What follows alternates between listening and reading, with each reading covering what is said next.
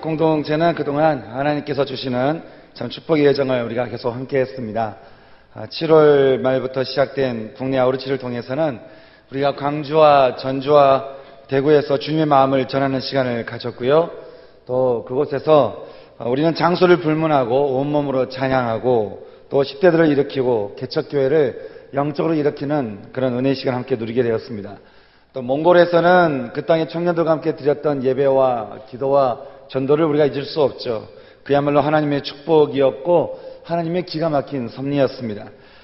북한 땅이 보이는 강화에서의 북한 아우르치는 북한 땅을 향한 하나님의 눈물을 가슴에 품고 그 눈물로 기도의 씨앗을 뿌렸던 그런 시간이었습니다. 그리고 북한 성도들에게 또 편지를 쓰는 시간도 가졌고요. 또 말씀 풍선을 북한으로 이렇게 보내는 그런 시간도 갖게 되었습니다. 제가 참 감동되었던 것은 북한 성도들에게 썼던 편지가 3, 4개월 뒤에는 돌아온다는 거죠. 제가 참 기대가 되고 있습니다. 북한 성도들이 과연 그 편지를 읽고 어떻게 답장을 쓸까 하는 마음이 드는 것이죠. 참 모든 것이 하나님의 은혜였습니다. 참 감사한 시간이었죠. 하나님의 기가 막힌 그런 개입하심과 축복이 아니었다 한다면 우리가 어떻게 이런 은혜를 누릴 수 있었겠습니까? 참 아우르치를 하면서 들었던 마음 중에 하나는 정말 하나님은 살아계시는 분이시다라고 하는 것입니다. 우리 하나님은 살아계신 분이십니다. 믿으십니까? 예, 그래서 우리 앞뒤 좌우의 지체들과 함께 고백해 보겠습니다. 우리 하나님은 살아계십니다. 예, 정말 우리 하나님은 살아계십니다. 우리는 이 하나님이 살아계시다는 것을 선교적인 삶을 통해서 깨닫게 되었습니다. 여러분 혹시 하루하루 삶이 지루하거나 또 재미없거나 의미 없는 삶이라고 혹시 생각이 드는 분이 있으십니까? 그리고 한 가지 제가 물어보고 싶은 것은 그렇게 재미없고 또 의미 없고 지루하고 그런 재미없는 그런 인생을 하나님이 왜 만드셨을까요? 과연 하나님 만드신 인생이 재미없고 지루하고 의미 없고 하나님 만드신 인생이 그런 인생이겠습니까? 그래서 뭘 해야 재밌게 살까? 도대체 뭘 해야 재밌을까라고 우리가 고민을 해야만 되는 인생을 하나님께서 창조하셨을까요? 그렇지 않다고 하는 것이죠. 하나님 만드신 인생은 그렇지 않다고 하는 것입니다. 왜 그렇습니까? 그것은 하나님이 생명이기 때문에 그렇다고 하는 것이죠. 생명력 있는 사람이 가만히 있을 수 없습니다. 생명이 있는 사람의 인생은 언제나 역동적이기 때문에 그렇다고 하는 것이죠. 그래서 하나님을 믿는 사람들은 하나님께서 원래 창조하셨던 대로 오리지널 그 디자인대로 생명력 있는 삶을 살아가게 된다고 하는 것입니다. 마치 우리가 선교를 통해서 생명력 있는 삶을 우리가 경험했던 것처럼 그런 삶을 살게 된다고 하는 것이죠. 여러분 왜 우리가 선교를 갈 때마다 은혜를 입을까요? 왜 우리가 선교를 통해서 우리는 살아계신 하나님의 역사들을 경험하겠습니까? 그것은 그 시간이 세상의 어둠의 영에서 우리가 자유케 되는 것을 경험하기 때문에 그렇다고 하는 것입니다. 하나님의 영과 더불어 시간을 갖는다고 하는 것은 굉장한 의미가 있다고 하는 것입니다. 우리의 어깨를 짓누르고 있는 그런 영적인 눌림과 어둠에서 우리가 자유케 되는 것을 경험하는 것이에요. 선교하는 그 기간 동안에 우리가 끊임없이 하나님께 집중하고 예배드리고 기도하고 너는 묵상하고 말씀을 듣고 말씀을 따라 살아가는 그 삶을 통해서 우리는 하나님의 영과 더불어 살아가는 인생을 경험하게 된다고 하는 것이에요. 그리고 그 순간에는 어둠의 영이 우리 가운데 있을 수 없는 것입니다. 어둠의 영이 우리를 짓누를 수가 없다고 하는 것이죠. 제가 참 좋아하는 성경 구절이 있습니다. 누가복음 4장 18절에 주님이 어느 회당에서 설교하시는데요. 이렇게 말씀하십니다. 주의 성령이 내게 임하셨으니 이는 가난한 자에게 복음을 전하게 하시고 포로된 자에게 자유를, 눈이 먼 자에게는 다시 보게 함을, 놀린 자들에게는 자유케 되는 역사가 임하게 된다고 하는 것입니다.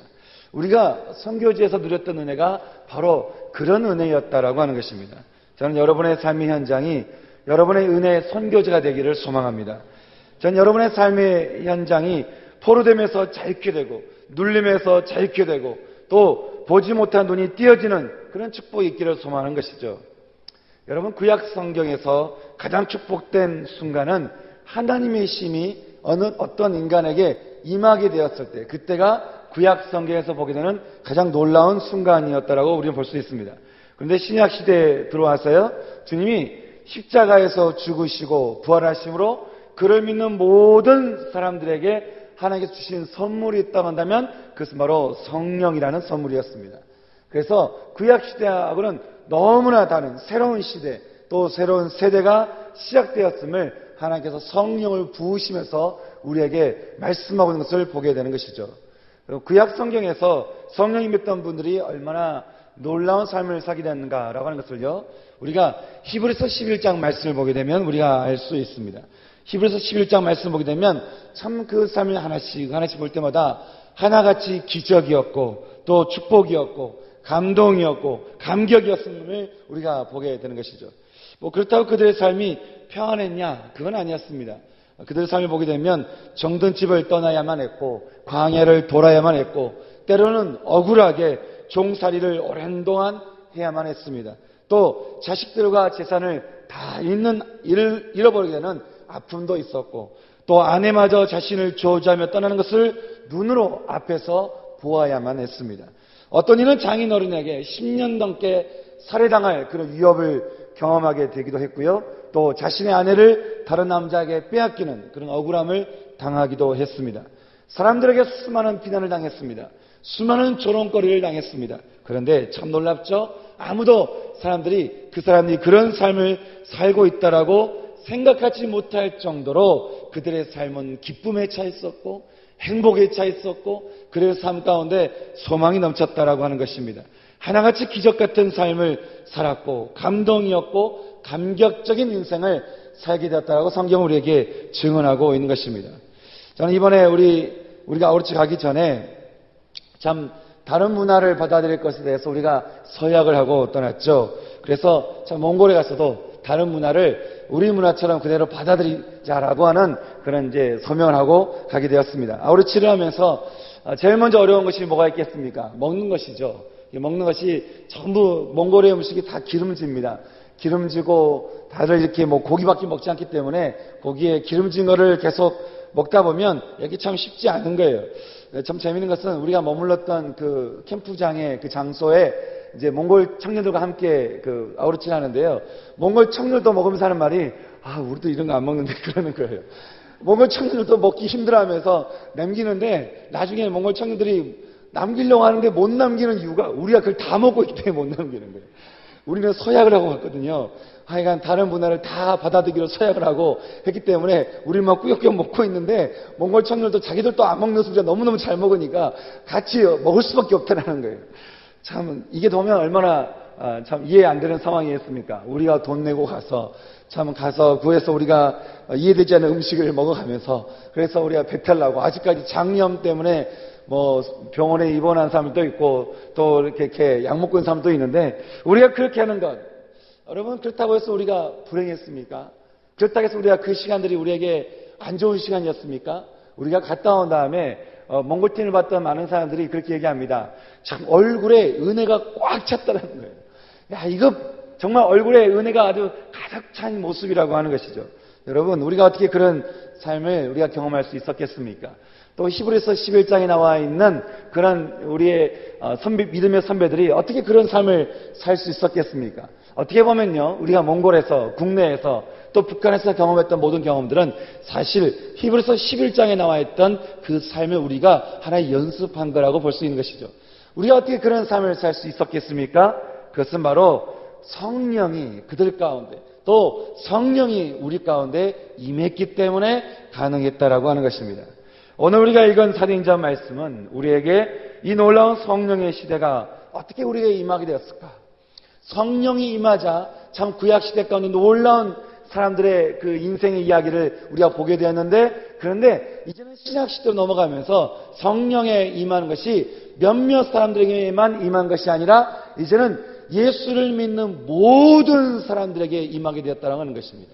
다시 말하면 히브리서 11장에 나와 있는 그 소수의 인원들 여러분 구약 성경에 얼마나 많은 인물들이 나옵니까? 그런데 히브리서 11장에 나와 있는 성령 받은 사람들은 이름이 많이 나오지 않습니다. 그런데 우리가 신약시대에 들어와서 예수를 믿는 모든 사람들이 히브리서 11장 가운데 전부 다 쓰여지게 되는 역사가 임하게 되었다고 하는 것이죠.